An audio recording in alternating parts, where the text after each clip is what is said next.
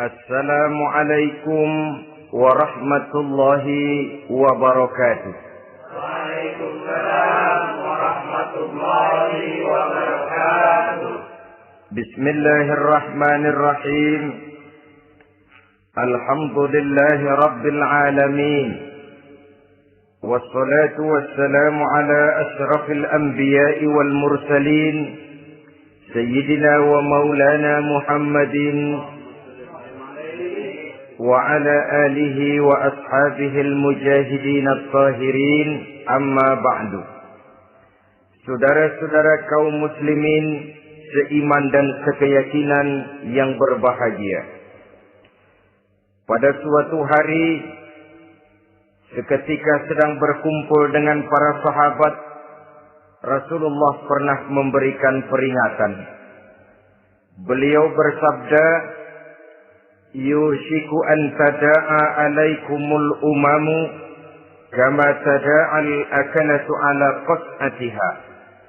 Pada suatu saat nanti akan datang di tengah-tengah kamu wahai umat Islam, di mana orang-orang lain di sekeliling kamu akan bersatu mengerubungi kamu seperti bersatunya orang-orang mengerubungi makanan di atas meja hidangan. Akan datang satu saat nanti di mana kondisimu dikepung sedemikian rupa, yang barat mau menerkam, yang timur mau menghantam, yang selatan mau menginjak-injak, yang utara pun akan menjelajah. Kondisimu seperti makanan di atas meja hidangan. Sebagian sahabat merasa heran dan terkejut, lalu mereka bertanya, amin qillati nahnu yawma izin ya Rasulullah. Apakah jumlah kami pada waktu itu sedikit ya Rasul? Kami sampai dikepung sedemikian rupa? Beliau menjawab, bal antum yawma izin katsir. Sama sekali tidak. Kamu tidak sedikit pada saat itu. Bahkan jumlahmu sangat banyak. Kamu adalah mayoritas. Walakinnakum ghusa'un ka ghusa'is sail. Tetapi keadaanmu saat itu persis seperti buih di lautan. Banyak tetapi centang perenang. Banyak tetapi tidak punya daya dan kekuatan. Banyak tapi dipermainkan gelombang lautan, dihempaskan ke tepian pantai tanpa punya makna dan arti. Kondisimu pada saat itu kuantitas yang tanpa kualitas, sehingga orang lain enak saja mengepung kamu. Akidahmu didangkalkan, dibanjiri dengan peradaban dan kebudayaan yang menjauhkan dari agama. Dari segi maksiat dan munkarat seluruhnya mengepung sampai kita melepaskan nilai-nilai Islam kita ini. Dan celakanya, sambung beliau, wal yanzi'anna fi qulubi aduwikumul mahabata minkum. Akan dicabut kehebatanmu di mata musuh-musuhmu. Sehingga pada saat seperti itu orang lain memandangmu umat Islam enteng saja, remeh saja, tidak ada apa-apanya. Sudahlah, pokoknya umat Islam sikat saja. Umat Islam enteng, umat Islam kecil, umat Islam tidak ada apa-apanya. Alangkah ironinya, alangkah menyedihkannya, memilukan dan sekaligus memalukan. Umat yang mayoritas ini dipermainkan oleh yang minoritas.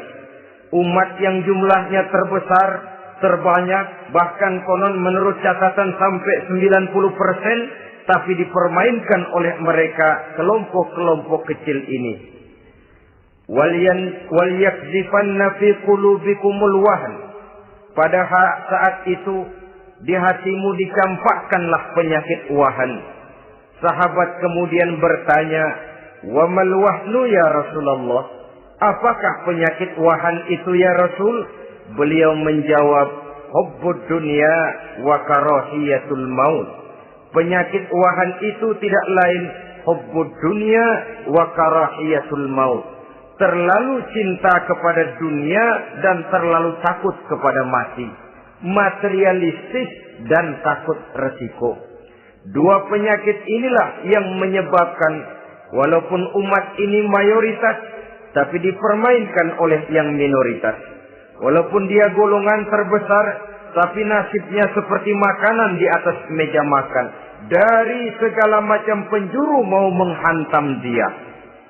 Saudara-saudara kaum muslimin yang berbahagia, ini merupakan analisa sosial bahwa pada suatu saat nanti akan terjadi di tengah-tengah umat di mana kita dihantam dan diserbu dari segala macam penjuru. Akidah didangkalkan, peradaban dan kebudayaan dirusak, makanan dan minuman diracuni, pakaian ditelanjangi dan lain sebagainya, sampai kita melepaskan nilai Islam yang kita cintai ini. Kondisi sosial ini satu saat akan datang kepada kita. Demikian analisa dan peringatan dari Rasulullah Sallallahu Alaihi Wasallam. Marilah sekarang kita melihat, adalah benar bahwa di zaman sekarang kita insya Allah tidak akan mengalami perang Badar sehebat yang pernah dialami oleh Rasul dan para sahabatnya.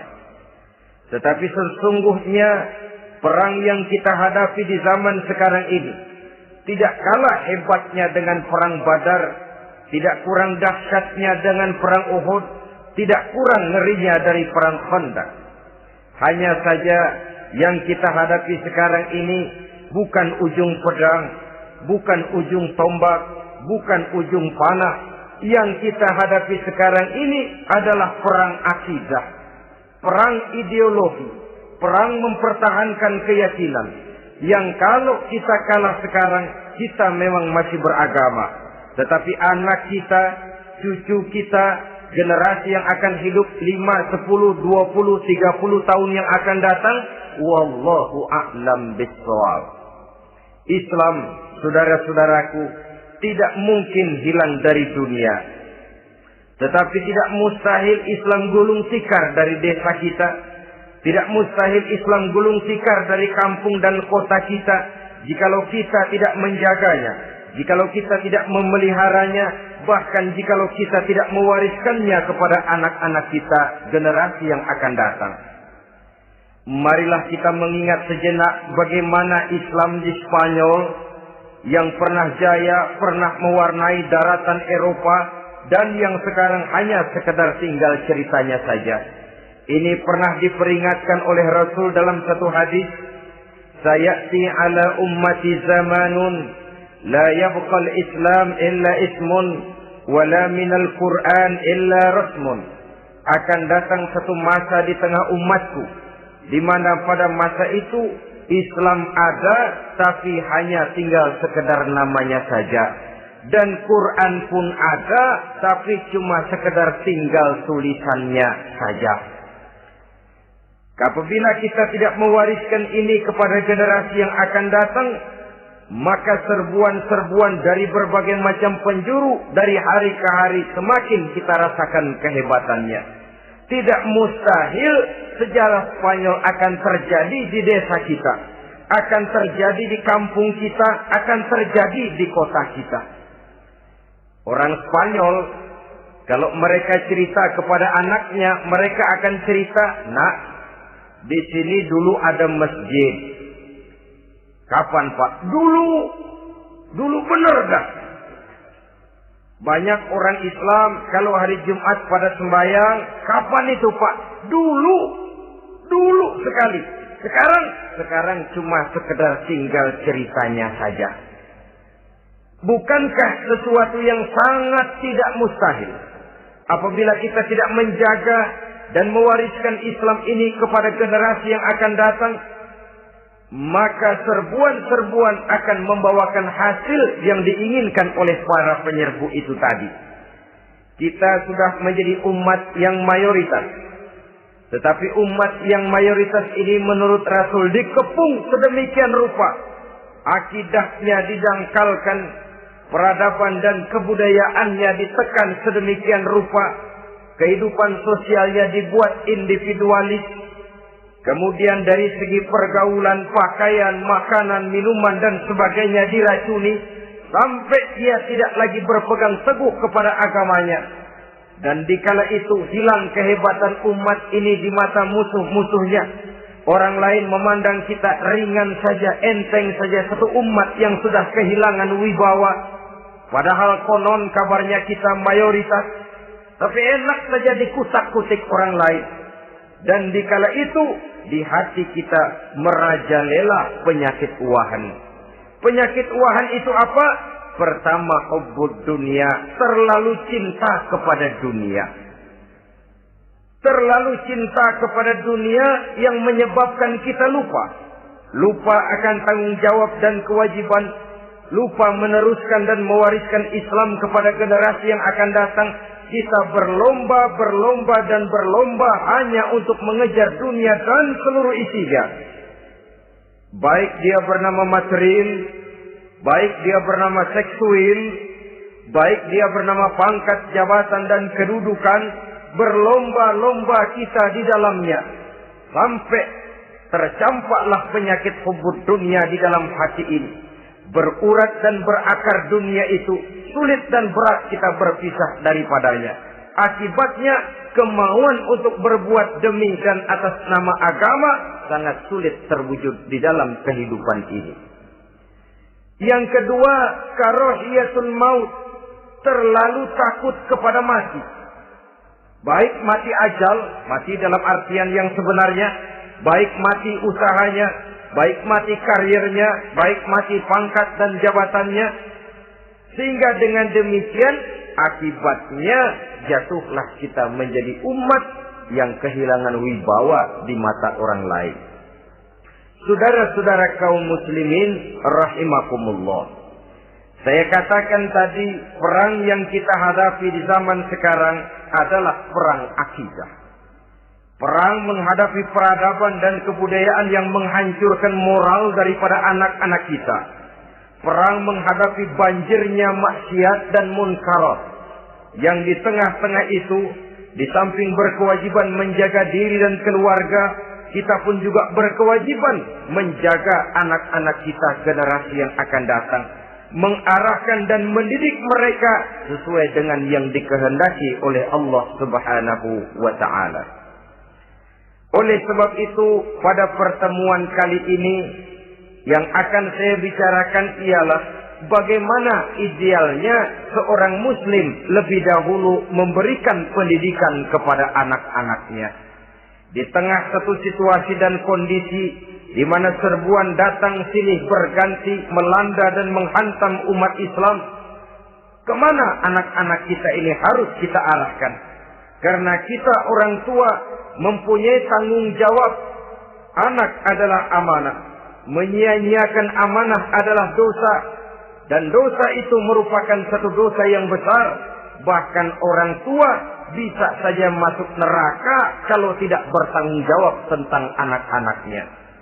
Satu riwayat menjelaskan ada orang soleh. Ngajinya cukup. Sholatnya cukup. Puasanya cukup. Zakatnya cukup. Di mana ada majelis taklim hadir. Baca Quran hobi. Fitnah orang tidak pernah. Di akhirat setelah disidang dia ternyata lebih banyak kebaikannya daripada kejahatannya. Maka dia pun diperintahkan dan dipersilahkan masuk ke dalam surga. Giliran anaknya disidang. Biang okem nih anak. Ditanya, siapa Tuhanmu? Tidak tahu. Siapa nabimu? Tenyaho. Apa kitabmu? Ora gelem. Kamu pernah sholat? Tidak. Zakat? Tidak. Puasa? Tidak. Judi? Hobi. Zina? Tiap malam. Mabuk? Berat. Wah, brengsek kamu. Kebaikan tidak ada barang sedikit pun, sementara kesalahan dan dosa berlipat ganda. Kamu neraka. Anak ini protes. Benar, saya tidak kenal siapa Tuhan saya. Saya tidak tahu siapa nabi saya. Saya tidak tahu kitab suci dan kiblat saya. Saya tidak sholat, tidak zakat, tidak puasa. Tiap malam saya judi, saya zina, saya mabuk. Tapi saya kerjakan semua itu karena saya tidak tahu dan orang tua saya tidak pernah memberitahu saya. Dia enak-enakan hadir di majelis taklim, saya nyekek botol, didiemin saja. Dia enak-enakan baca Quran, saya zina, didiamkan saja. Saya bukan tidak mau, orang tua saya sama sekali tidak pernah mendidik saya. Dia mau benar sendiri. Maka kalau sekarang saya harus masuk ke dalam neraka, saya menuntut agar orang tua saya ikut sama-sama bergabung dengan saya ke dalam neraka. Gara-gara dia tuh saya jadi begini. Orang tuamu yang mana? Tuh, yang barusan mau ke surga. Ini orang tua yang sudah mau berangkat ke surga dipanggil. Sebentar dulu, Mas. Ini benar anak kamu? Iya, Pak. Waktu di dunia kamu tidak pernah ajarin dia ngaji? Sampai dia tidak kenal Tuhannya, tidak kenal nabinya, tidak kenal kiblat dan kitab sucinya? Iya, Pak. Dia tidak sholat, kamu diamkan saja. Dia tidak puasa, tidak zakat, kamu bersikap masa bodoh. Bahkan dia judi, dia zina, dia mabuk, kamu pun berdiam diri saja. Iya, Pak. Tahukah kamu bahwa anak ini adalah amanah? Menyia-nyiakan amanah artinya khianat, dan khianat adalah dosa yang sangat besar. Kamu tidak bertanggung jawab, maka kamu, anakmu gabung ke dalam neraka. Saudara-saudara kaum muslimin rahimakumullah. Itu sebabnya Allah pesan benar-benar, ya ayyuhalladzina amanu qu anfusakum wa ahlikum nara. Hai orang-orang yang beriman, jaga dirimu dan keluargamu, istri, anak, orang-orang yang menjadi tanggung jawab dan kewajiban kita, jaga dan pelihara mereka dari api neraka. Saudara-saudara kaum muslimin, lalu kalau kita orang-orang tua yang hidup di zaman sekarang ini sudah sering beristighfar, mengurut dada, melihat situasi, membaca peta keadaan, konon tantangan yang akan dihadapi oleh anak-anak kita 15, 20, 25 tahun yang akan datang jauh lebih berat dari apa yang kita hadapi sekarang ini. Maka adalah wajar jika kita sebagai orang tua yang cinta kepada agama, cinta kepada anak-anak kita, berpikir untuk mewariskan nilai-nilai yang luhur ini kepada anak-anak kita generasi yang akan datang. Bagaimana pada mulanya kita harus mendidik mereka? Mari kita telusuri apa yang dicontohkan oleh Al-Quranul Karim. Orang-orang tua bijaksana yang diceritakan dalam Al-Quran, kalau sudah berpikir tentang anak-anaknya generasi yang akan datang, pendidikan pertama yang diberikan kepada anaknya ternyata adalah persoalan akidah. Nabi Ibrahim, pertanyaan yang paling merisaukan beliau buat anak cucunya ialah, ma ta'buduna min ba'di. Saudara bisa lihat surah Al-Baqarah ayat 133. Anak-anakku, kalau pada satu saat nanti aku, ayahmu ini sudah tidak ada lagi, meninggalkan kamu semua, meninggalkan kehidupan dunia ini, ma ta'buduna min ba'di, apa yang akan kamu sembah nak kalau ayah sudah tidak ada lagi? Jikalau ayahmu sekarang masih rajin ke masjid, melakukan rukuk dan sujud, i'tikaf dan membaca Quran, kalau satu saat ayahmu meninggalkan dunia ini, masihkah engkau mau ke dalam masjid? Masihkah engkau rukuk dan sujud? Masihkah engkau i'tikaf? Ma ta'buduna min ba'di, apa yang akan kamu sembah kalau aku ayahmu tidak ada lagi nak? Ditanamkan bukan hanya keyakinan bertauhid, sekaligus juga menyembah kepada Allah yang kita yakinkan dengan tauhid itu tadi. Bukankah berbeda dengan kita kebanyakan orang tua sekarang?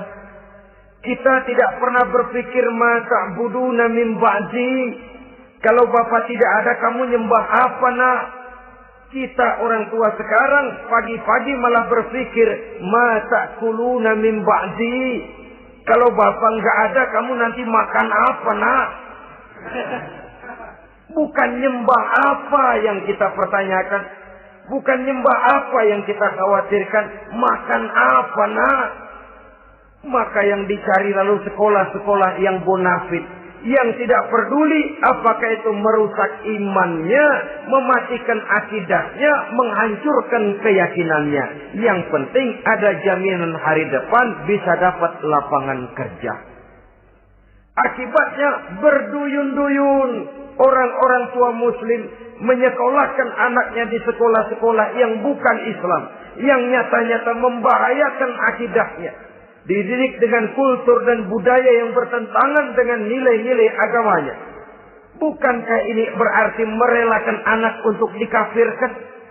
Bukankah ini artinya menyerahkan anak untuk ditulis menurut selera para pendidik yang tidak sesuai dengan nilai akidah yang dimilikinya? Mengapa kita tidak berpikir seperti Nabi Ibrahim yang sebelum memberikan pendidikan kecerdasan, sebelum pendidikan matematika, IPS, PSPB dan disiplin ilmu lainnya, yang pertama ditanamkan ma ta'buduna min ba'di. Kalau ayahmu tidak ada, kamu menyembah apa nak? Menyembah Allah, apa nanti malah menyembah harta? Menyembah Allah, apa nanti malah mendewa-dewakan pangkat dan jabatan? Menyembah Allah, apa malah nanti menyembah alam? Itu yang dikhawatirkan Nabi Ibrahim kepada generasi yang akan datang.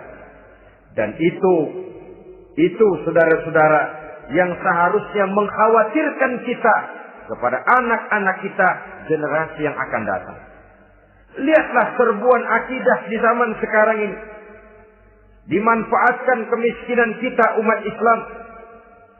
Diberikan kita tawaran berupa beras, pakaian, obat-obatan, kalau perlu beasiswa, asal bisa melepaskan keislaman kita ini. Bertahap, sedikit demi sedikit, step by step, shibran bi shibrin wa zira'an bi zira'in. Dan harus saya ingatkan, orang di zaman sekarang tidak mungkin menghantam Islam secara frontal. Tidak mungkin menghantam Islam terang-terangan, apalagi mengerahkan satuan militer. Tidak.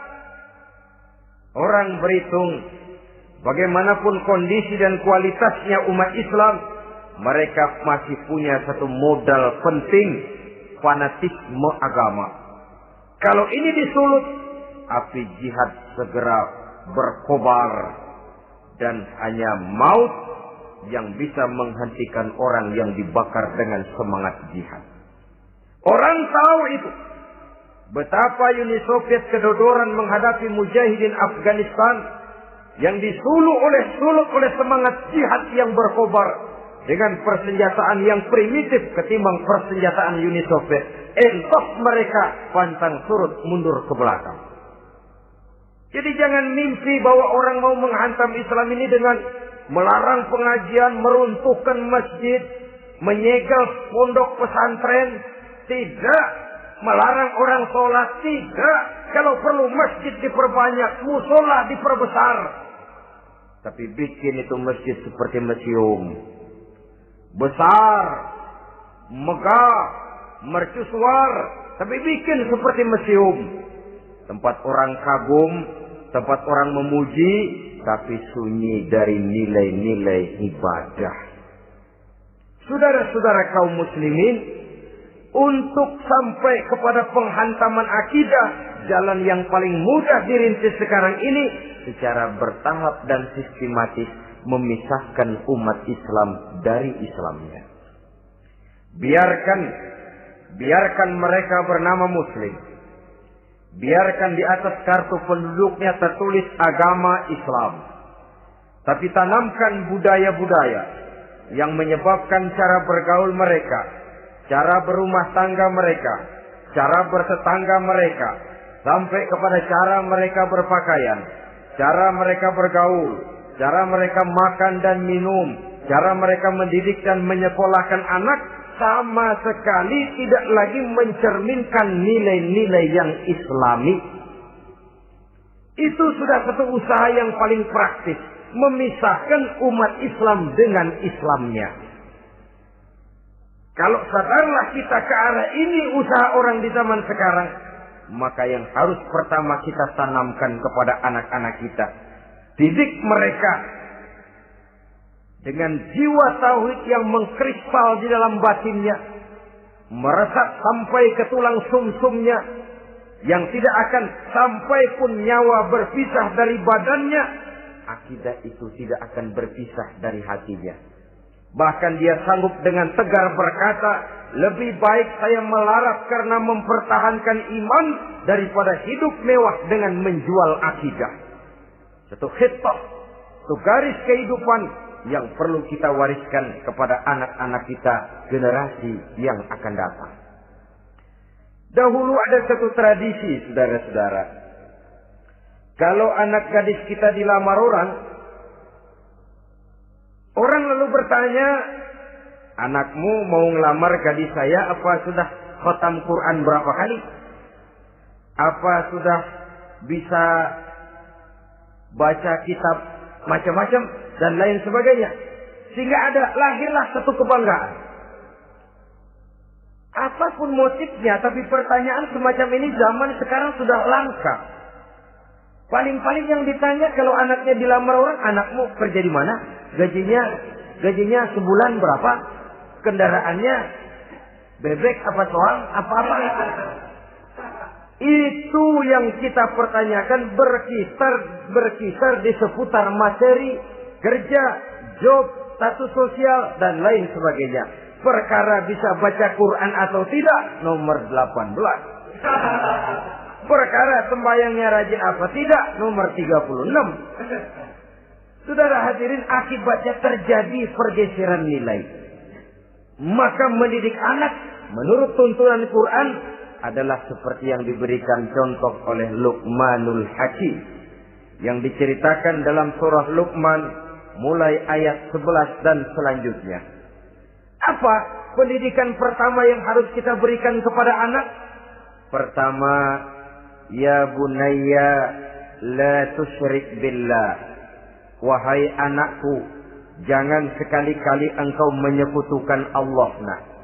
Jaga tauhid, pelihara iman, mantapkan akidah. Ini dasar yang pertama. Belum lagi anak mengenal berbagai macam disiplin ilmu, yang pertama ditanamkan tauhid. Ini yang mendasari kehidupan. Ini yang akan menjadi mewarnai dan menjadi warna dari kepribadian seseorang. Sentuhan jiwa tauhid di dalam diri si anak. Belum lagi sempat dia kenal yang lain. Yang pertama yang kita tanamkan, kita wariskan, kita berikan, la tusyrik billah. Jangan sekali-kali menyekutukan Allah. Nah, kalau ini sudah tertanam, ini sudah merupakan satu fondasi yang kuat. Selebihnya nanti tinggal melihat bakat si anak, kemana dia harus dididik. Yang terpenting nilai iman lebih dahulu tanamkan. Dan untuk menghancurkan nilai keimanan, saudara-saudara, saya katakan, ingatkan kepada hadis di awal tadi, dikepung kita dari berbagai macam penjuru agar bisa melepaskan nilai-nilai iman dan keyakinan. Proses pendangkalan akidah, ditanamkan keraguan kepada agama, ditanamkan rasa malu beragama. Sholat malu, baca Quran malu, berangkat ke masjid malu, pakai jilbab malu. Ditanamkan rasa malu beragama. Sehingga bertahap sedikit demi sedikit kita mulai berpisah dengan kehidupan beragama. Ditanamkan hal yang sedemikian rupa dari berbagai macam penjuru. Dihantam akidah, akidah kuat. Dihantam dari segi peradaban dan kebudayaan. Diperbanyaklah peradaban dan kebudayaan yang bukan mendekatkan kita dengan agama, malah mendekatkan kita dengan neraka. Menjauhkan kita dari agama, menjauhkan kita dari nilai-nilai luhur yang diwariskan oleh orang-orang tua kita terdahulu. Adalah kewajiban kita yang pertama, mendidik anak, menanamkan roh, jiwa, dan semangat tauhid di dalam diri mereka. Saudara-saudara kaum muslimin rahimakumullah. Kenapa kita lebih dahulukan menanamkan jiwa, roh, dan semangat tauhid ini kepada anak-anak kita? Pertama, kita tidak hanya ingin sekedar mempunyai anak yang pintar, tetapi lebih daripada itu kita pun ingin mempunyai anak yang benar. Segala macam disiplin ilmu, segala macam bentuk penalaran ilmiah dan pengisian intelektualitas manusia mungkin di satu sisi akan membuat dia pintar, tapi di sisi lain belum tentu akan membuat dia benar. Nabi pernah memberikan peringatan, "Man izdada ilman wa lam yazdad huda, lam yazdad minallahi illa bu'da." Orang yang hanya bertambah ilmu pengetahuannya, tapi tidak bertambah hidayah dari Allah, tidak makin mantap keimanannya, maka seluruh nilai-nilai ilmunya hanya akan menjauhkan dia dari Allah Subhanahu wa ta'ala. Dan adalah lebih merupakan azab daripada nikmat kalau kita diberikan ilmu pengetahuan yang hanya akan menyebabkan kita semakin jauh dari Allah Subhanahu wa ta'ala. Yang kedua, sesungguhnya roh, jiwa, dan semangat tauhid yang melekat dalam diri anak pada puncaknya akan melahirkan satu disiplin murni yang tumbuh dari dalam dirinya sendiri, di mana si anak dalam kehidupannya merasakan, dimanapun dia berada, kemanapun dia pergi, ia selalu merasakan kehadiran Allah dekat dalam hidupnya. Ia sadar sesadar-sadarnya bahwa tidak ada satu perbuatan yang bagaimanapun kecilnya yang bisa disembunyikan dari kekuasaan Allah Subhanahu wa ta'ala.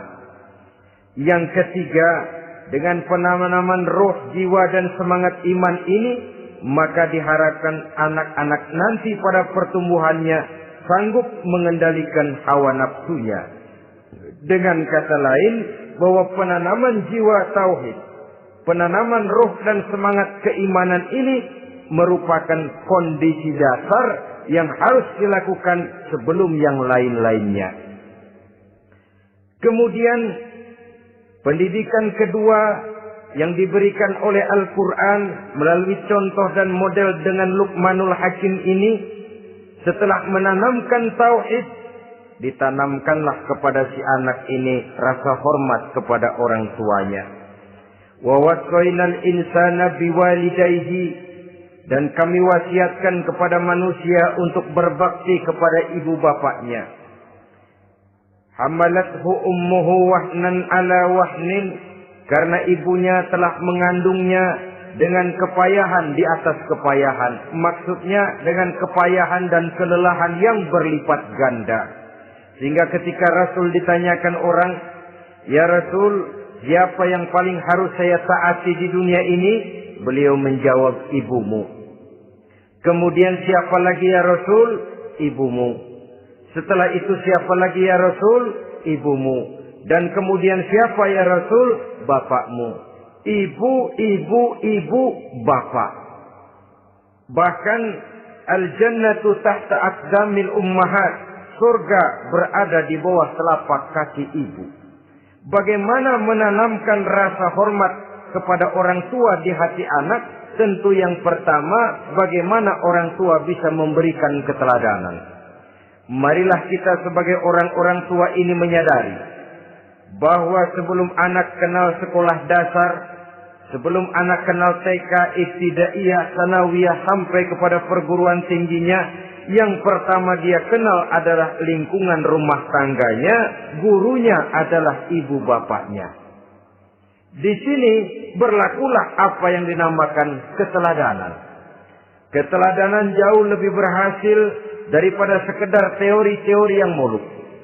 Keteladanan jauh lebih berhasil daripada berbagai macam indoktrinasi dan penataran. Kurangnya keteladanan akan menyebabkan anak mencari pola. Apabila kita orang tua ini tidak bisa memberikan keteladanan yang baik kepada anak-anak kita, maka pada suatu saat anak-anak akan menganggap enteng dan kehilangan wibawa kita sebagai orang tua di mata mereka. Dikala itu akan sangat sulit kita membentuk kepribadian mereka. Bukankah di zaman sekarang ini kita banyak mengalami krisis wibawa, krisis figur? Ada yang karena rapotnya merah melulu, gurunya dikeroyokin. Pak guru pulang sekolah dicegat. Bahkan nyaris ada orang tua pernah dibunuh oleh anaknya sendiri. Dan lain sebagainya, kasus-kasus yang sebenarnya tidak perlu terjadi. Karena memang bukan saja bertentangan dengan nilai budaya kita sebagai bangsa, tapi juga bertentangan dengan ajaran agama kita sendiri. Krisis wibawa, krisis figur, yang juga akibatnya harus kita sadari banyak faktor yang membentuk kepribadian anak. Pergaulannya, yang dibacanya, yang ditontonnya, yang disaksikannya di dalam kehidupan. Benar kita menyekolahkan mereka, tapi berapa jam mereka di sekolah? 6 jam, 7 jam paling lama. Sedangkan mereka hidup satu hari satu malam 24 jam. Kalau cuma 7 jam di sekolah, ini berarti lebih banyak dia di luar sekolah. Dan di luar sekolah itu artinya ya rumah tangganya, ya temannya, ya lingkungan di mana dia tinggal, yang seluruhnya sangat besar pengaruhnya dalam ikut membentuk kepribadian anak-anak kita. Saya katakan tadi, di samping kita menghadapi perang akidah, kita pun berhadapan di dalam perang menghadapi peradaban dan kebudayaan yang bukan saja menjauhkan kita dari agama, tetapi sanggup menghancurkan moral daripada anak-anak kita. Secara pribadi, saudara-saudara, saya iri, saya kagum misalnya dengan kemajuan yang diperoleh oleh negara tetangga kita, Jepang misalnya. Padahal tahun 45 ia pun hancur lebur oleh meledaknya atom di Hiroshima dan Nagasaki. Tapi bagai satu tenaga raksasa kemudian Jepang bangkit. Menjadi satu negara superpower di Asia. Bahkan gurunya saja Amerika sekarang ini kewalahan menghadapi perang dagang dengan Jepang ini. Dan yang menarik, Jepang bisa maju dan modern dengan tetap menjadi Jepang. Tanpa harus kehilangan identitasnya sebagai satu bangsa. Tanpa harus kehilangan kepribadiannya sebagai satu bangsa. Sebagai negara yang sedang berkembang, kita sering latah. Kita ingin meniru Barat, tapi bukan teknologinya, westernisasinya yang kita tiru. Bukan isinya, kulitnya yang kita ambil. Akibatnya apa? Modernnya belum, orangnya sudah Barat. Bergaulnya sudah cara Barat, berumah tangganya sudah cara Barat, berpakaiannya sudah cara Barat, mendidik anaknya sudah cara Barat. Di mana ketemu orang tua cukup hello daddy.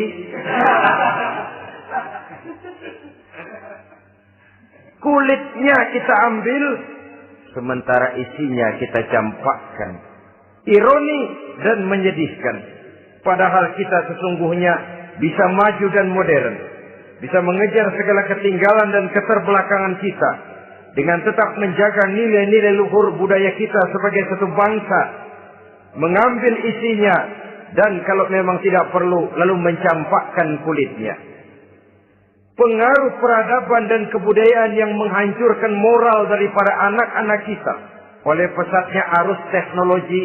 Oleh pesatnya arus komunikasi. Di mana hal-hal yang terjadi di belahan dunia lain dapat kita saksikan hari ini juga melalui layar televisi yang terjadi di Amerika, di Eropa, di Afrika, di ujung dunia yang paling ujung sekalipun.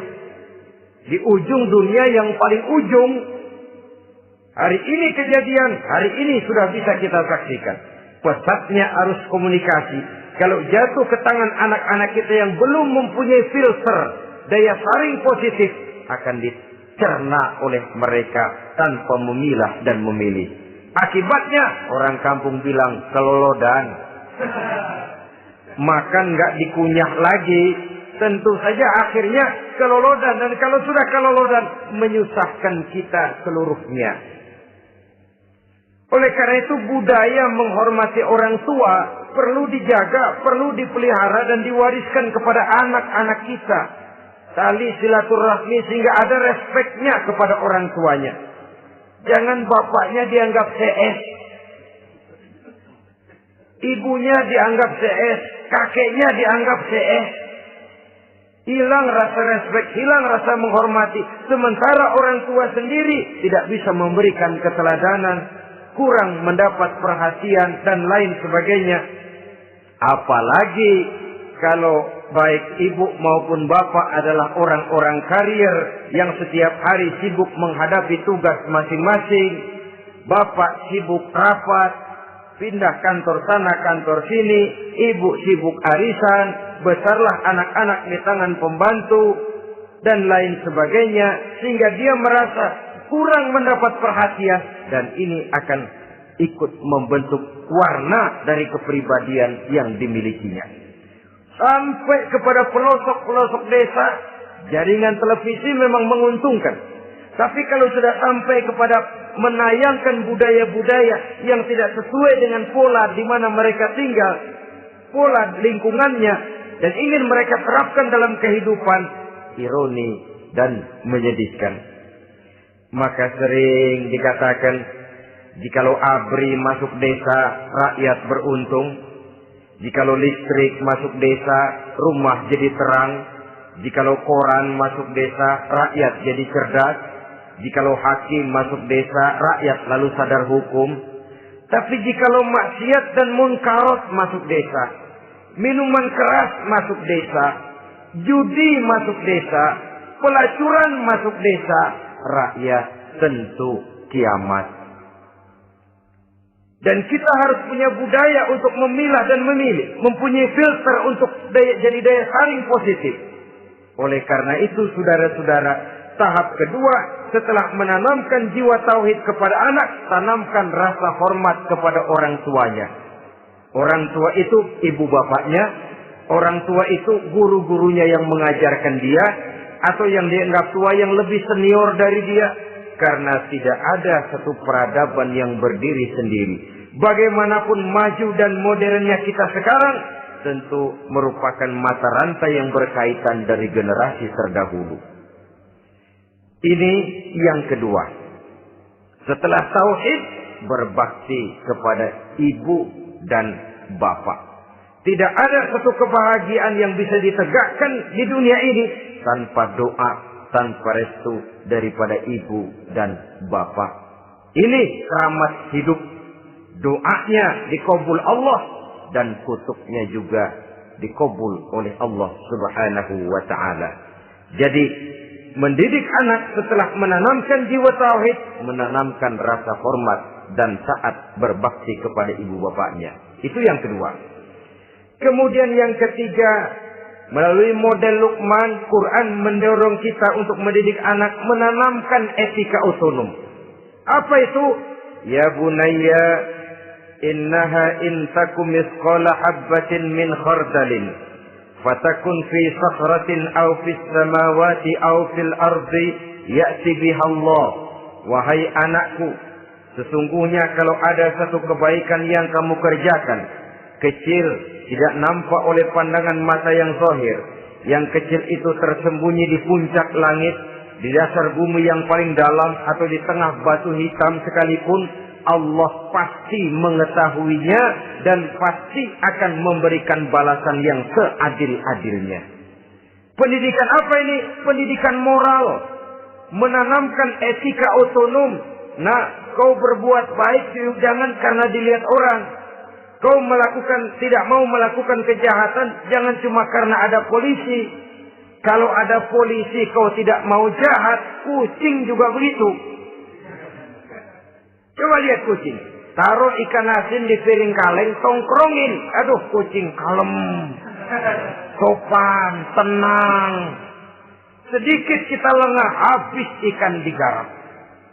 Tapi ditanamkan satu kesadaran, kemanapun kau pergi, apapun yang kau kerjakan, tersembunyi di tengah batu, di dasar bumi, di puncak langit, Allah pasti tahu. Dalam bahasa yang ringan, Kita ini diawasi oleh 2 hiperkomputer yang maha sensitif. Produksi langit, mereknya Rockheed dan Asid. Itu komputer yang sangat peka dan sensitif. Jangankan kita berbuat, kita berniat baik saja, komputer sudah nyatet sendiri. Inilah yang orang sekarang namakan waskatna, pengawasan malaikat. Kalau hidup sudah merasa diawasi oleh malaikat, waskat berhasil. Tapi kalau waskat sudah diawasi malah nekat, itu yang gagal. Atau yang diawasi dan yang mengawasi sama-sama sepakat, nah itu juga bisa cincai. Saudara-saudara kaum muslimin rahimakumullah. Waskat dalam pengertian kita muslim, bagaimana hidup ini merasakan diawasi oleh malaikat. Intelektualitas yang tinggi sekalipun, IQ yang nilainya plus sekalipun, disiplin ilmu yang bagaimanapun banyak yang memenuhi benak kita, tanpa diiringi oleh etika otonom, orang sering mencari celah dan kesempatan. Mencari celah dan kesempatan. Tapi kalau sudah merasa, kemanapun saya pergi, dimanapun saya berada, kebaikan bagaimanapun sekecilnya saya lakukan, toh Allah pasti akan memberikan balasan. In khairan wa khairun, wa in syarran fa syarrun. Jikalau baik, baik balasan yang kita terima. Jikalau jahat, jahat kejahatan yang kita terima. Kalau sudah ke arah ini kita berpikir, maka sesungguhnya kalau kita berbuat baik kepada orang lain, hakikatnya kita sudah berbuat baik kepada diri kita sendiri. Lalu tidak ada merasa rugi berbuat baik kepada orang. Karena manakala dia melakukan kebaikan kepada orang lain, artinya dia sudah berbuat baik untuk dirinya sendiri. Jadi setelah tauhid, kemudian berbakti kepada ibu bapak, yang ketiga baru pendidikan tentang akhlak, tentang moral. Pola ini yang sering terlupakan oleh kita. Bahwa bagi kita itu pendidikan tidak lain upaya mencerdaskan otak anak. Jangan sampai sebab ini kelihatannya pembangunan makin maju, persaingan hidup makin tajam, tensi ekonomi semakin tinggi.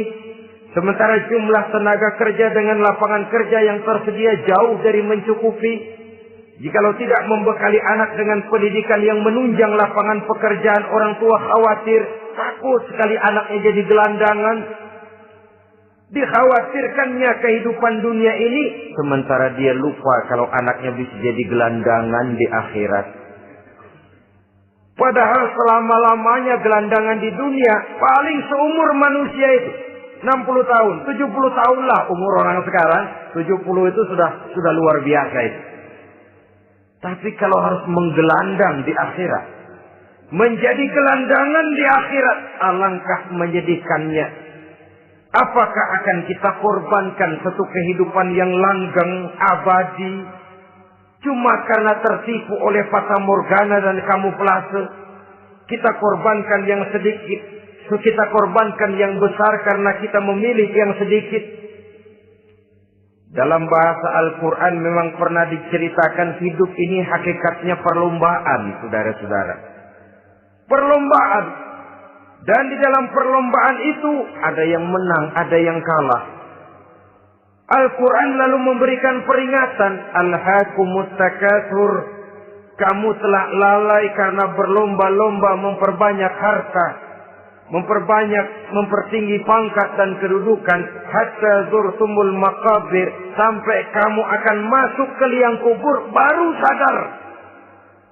Apalagi kalau nafas sudah sampai di tenggorokan, persis Fir'aun sudah tenggelam di lautan merah, mau mampus, baru dalam sekaratnya amantu bi Rabbi Musa wa Harun. Kalau begini caranya, saya juga percaya kepada Tuhan Musa dan Harun. Percaya kepada Allah. Sudah mau mati, baru amantu bi Rabbi Musa. Kami percaya kepada Tuhan Nabi Musa, kata Fir'aun. Malaikat maut kesal benar, dilelepin terus di laut. Mampus lu sekalian. Hidup ini memang kita berlomba. Berlomba dengan waktu. Berlomba dengan umur.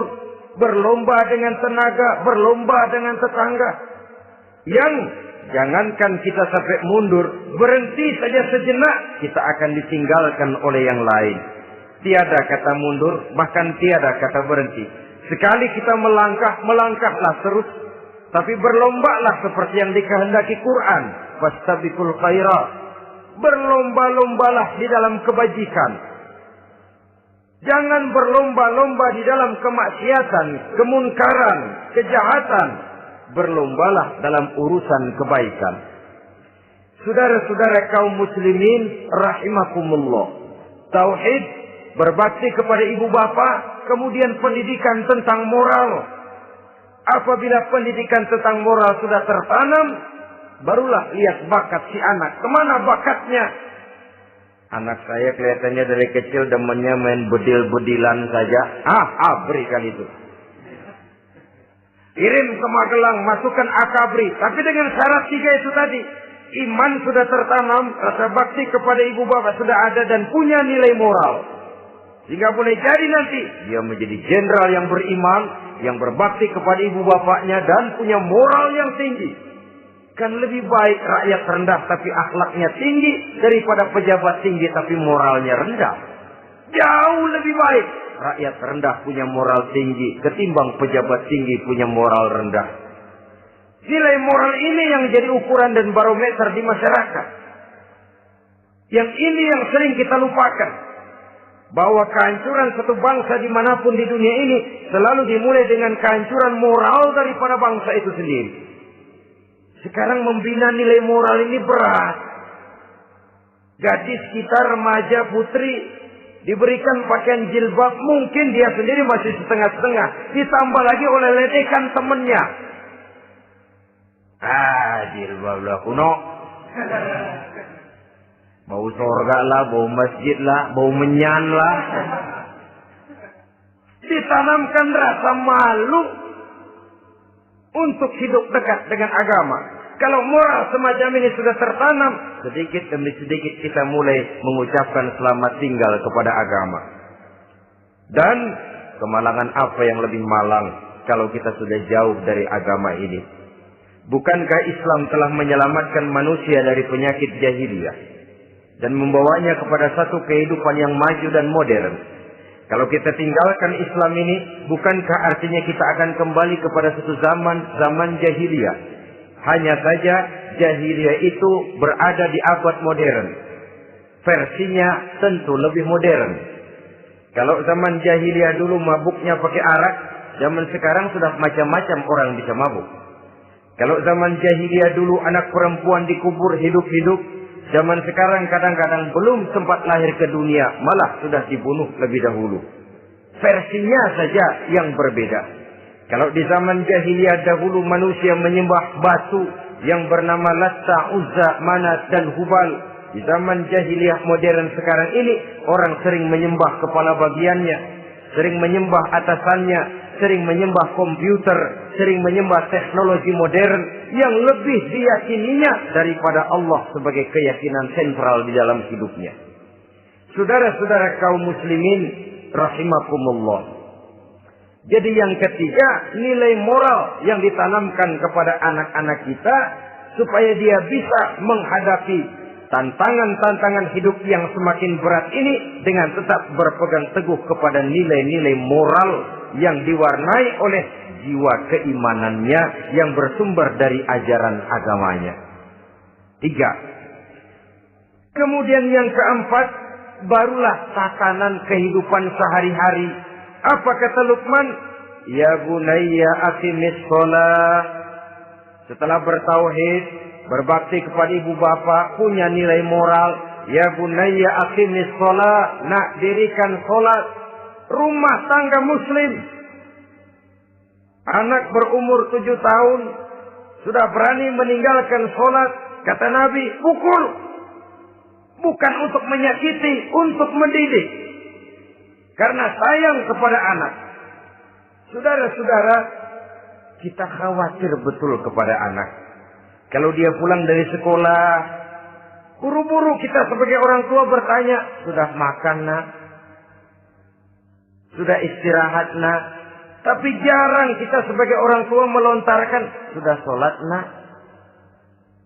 Bahkan kita bisa memberikan sugesti kepada anak. Nah, kalau kau naik kelas 1 sampai naik ke kelas 2, bapak beliin sepeda. Tamat SD nak, motor. Tamat SMP nak, ke Bali kita. Tamat SMA nak, Singapura. Saudara-saudara, tapi kalau untuk urusan sholat misalnya, kita tidak pernah memberikan sugesti kepada anak-anak kita. Nah, kalau kau hafal Fatihah lengkap dengan artinya, bapak beliin sepatu. Nah, kalau kau bisa sholat dengan baik, cukup syarat rukunnya, bapak beliin sepeda. Ada rangsangan, ada sugesti yang membuat anak lebih tergerak untuk hidup dalam suasana keagamaan. Ya bunayya aqimis shalah, nak dirikan sholat. Sebab ini sandaran vertikal yang paling langsung antara manusia dengan Tuhannya. Menyadari bahwa sepanjang yang bisa dilakukan oleh manusia hanyalah berusaha dan berusaha. Dan kepastian sepenuhnya ada di tangan Allah. Dengan sholat kepribadianmu diperteguh. Dengan sholat sandaran vertikalmu kepada Allah diperkuat. Dan pada waktunya nanti Al-Quran memberikan bimbingan, hendaklah minta tolong kepada Allah dengan sabar dan tetap mendirikan sholat. Ya bunayya aqimis sholat. Setelah itu, wa'mur bil ma'rufi wanha 'anil munkar. Tegaklah membina yang ma'ruf, tegaklah mencegah yang munkar. Ini sikap hidup sudah. Sholat tadi tugas hidup. Lalu sikap hidup tampil di tengah masyarakat, membina yang ma'ruf, mencegah yang munkar sesuai dengan kesanggupan masing-masing. Bukankah setiap kita kepingin punya anak yang bermanfaat, setidaknya bagi keluarganya, syukur kalau bisa bagi lingkungannya, bagi masyarakat, bangsa dan negaranya. Dan satu di antara tanda orang yang bermanfaat, kalau dia bisa hidup menjadi penganjur yang ma'ruf dan pencegah yang munkar. Dan itu kalau tidak ada hidayah, sulit orang mau melaksanakan itu. Sebab apa? Ada kecenderungan belakangan ini di mana agama dianggap urusan pribadi. Sehingga orang lalu sering bilang, jangan bawa-bawa agama dah, itu kan bukan urusan agama. Ini sudah ciri berpikirnya sekuler. Jangan bawa-bawa agama. Agama urusan pribadi. Artinya orang mau sholat mau enggak, jangan bilang apa-apa dah. Urusan dia sendirian. Dia mau puasa dia enggak, merdeka saja, urusan pribadi.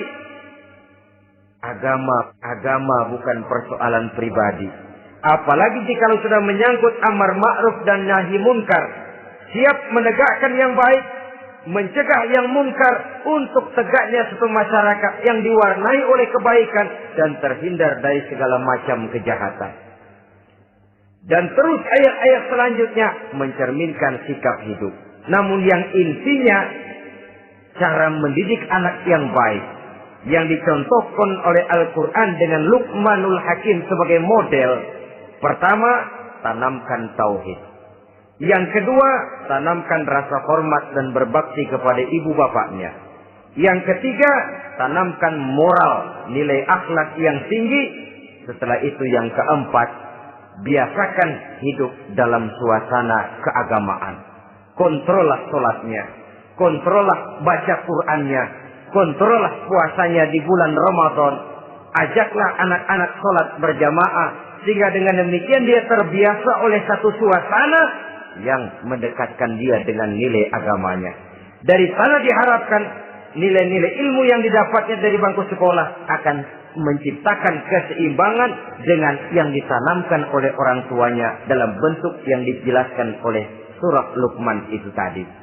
Sehingga apabila keseimbangan ini terwujud, akan menjalin keseimbangan dalam pola berpikir, dan keseimbangan dalam pola berpikir akan melahirkan keseimbangan dalam perbuatannya. Terwujudlah kita harapkan insan yang fid dunya hasanah wa fil akhirati hasanah. Inilah harapan kita semua. Mudah-mudahan Allah memberikan kekuatan kepada kita untuk mewariskan nilai-nilai yang baik kepada generasi yang akan datang. Sehingga esok harus lebih baik daripada hari ini.